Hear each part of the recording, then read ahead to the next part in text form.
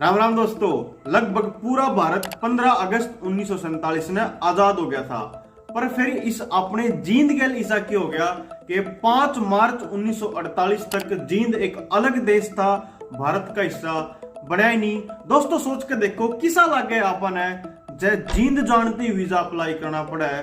और जींद बस यू आज वाला जींद नहीं बल्कि एक बहुत बड़ी रियासत थी। दोस्तों आपने भारत की आजादी की कहानी तो बहुत सुनी होगी। आज आओ इस वीडियो में देखें जींद के आजादी की संघर्ष की कहानी। भारत अंग्रेजा ने एक बिखराव की नीति के तहत आजाद कराया था। क्या थी यह बिखराव की नीति? कि सब रियासता ने अधिकार था कि चाहे तुम भारत में आके मिल जाओ, चाहे पाकिस्तान के साथ चले जाओ, या फिर मैं चाहूँ तो दोनों तय मना करके अपने आप ने स्वतंत्र राज्य रख सके थी। अगस्त 1947 तक पहला लगभग सारी की सारी रियासत थोड़ी बहुत नानुकुर के बाद भारत में आके मिल गई थी। जब जींद के राजा रणबीर सिंह जी तक पूछा गया कि आप भी अपनी रियासत जींद को भारत में विलय कर दो, तो उन्होंने अपनी इस रियासत जींद को एक इंडिपेंडेंट यानी स्वतंत्र रियासत रखने का निर्णय लिया। इस तरीके से जींद 1947 में तो भारत का हिस्सा नहीं था। यह बात बहुत सारे न्यूज आर्टिकल में लिख रही है कि जो जींद रियासत की जनता थी वो तो भारत के लिए मिलना चाहती, पर राजा रणबीर सिंह इसके खिलाफ थे। परंतु जो जनता थी उसने अपनी आवाज उठानी शुरू कर दी और राजा रणबीर सिंह ने उस आवाज को दबाना शुरू कर दिया। उसी टाइम पे एक इंसान निकल कर आया जींद में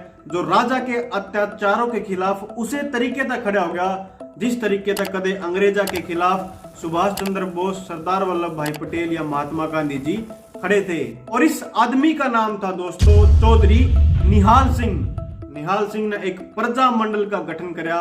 इस प्रजा मंडल का पहला अधिवेशन हुआ 9-10 नवंबर 1946 को दादरी में। और दोस्तों दादरी भी उस टाइम जींद रियासत का ही हिस्सा थी।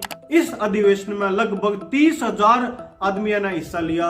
और दोस्तों उस टाइम पे 30,000 आदमी सिर्फ एक अपील तक इकट्ठा करना बहुत बड़ी बात थी। इस अधिवेशन में राजा रणबीर सिंह के खिलाफ बहुत सारे प्रस्ताव पास करे गए। इस प्रजा मंडल का प्रभाव बढ़ता देख राजा रणबीर सिंह ने आजादी से 7 महीने पहले निहाल सिंह को जींद राज्य का मंत्री बना दिया। 15 अगस्त 1947 को भारत देश आजाद हो गया और जींद रियासत की जनता की आवाज भी तेज होगी। इसको देखते हुए राजा रणबीर सिंह ने निहाल सिंह को मुख्यमंत्री बनाने का ऑफर दिया, पर ना तो निहाल सिंह ने वो मुख्यमंत्री का ऑफर स्वीकार करा बल्कि जो मंत्री पद लिया था उससे भी इस्तीफा दे दिया। क्योंकि राजा रणबीर सिंह तो नट्टे गए थे भारत में आनते ही, तो निहाल सिंह ने जिम्मेदारी उठा ली और आंदोलन शुरू कर दिए। निहाल सिंह की अगुवाई में करीब 10,000 लोगों ने जुलूस निकाल लिया। इतने लोगों का हुजूम देख राजा रणबीर सिंह ने डर के मारे निहाल सिंह को गिरफ्तार करवा दिया। इसके 3 दिन पाछे 25 फरवरी 1948 को जो प्रजा मंडल के बड़े नेता थे चौधरी मेहताब सिंह, लाला रामकिशन गुप्ता, पंडित शोकर्ण, हीरा सिंह चिनारिया, इन सब के बुलाने तक लगभग 30-35 हजार लोग इकट्ठा हो गए और एक समानांतर सरकार बना दी और जिसका राजा बना दिया चौधरी मेहताब सिंह को। और साथ साथ में राजा के किले की सारी सरकारी सामग्री, खाने पीने का सामान भीतर जाने तक रोक दिया गया। जब राजा रणबीर सिंह ने स्थिति कंट्रोल तक बाहर होती देखी तो उन्हें सरदार वल्लभ भाई पटेल तक संपर्क साधा और जब जाकर वो तैयार हुए जींद रियासत को भारत में मिलाने।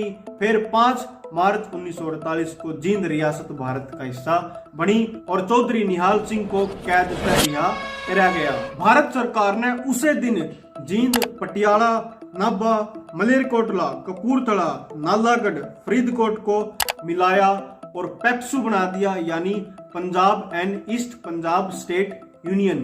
तो दोस्तों आपने जींद देश या रियासत कह लो उसकी भारत में मिलन की संघर्ष की कहानी किसी लगी मैंने कमेंट करके बताइयो। आप सबका धन्यवाद।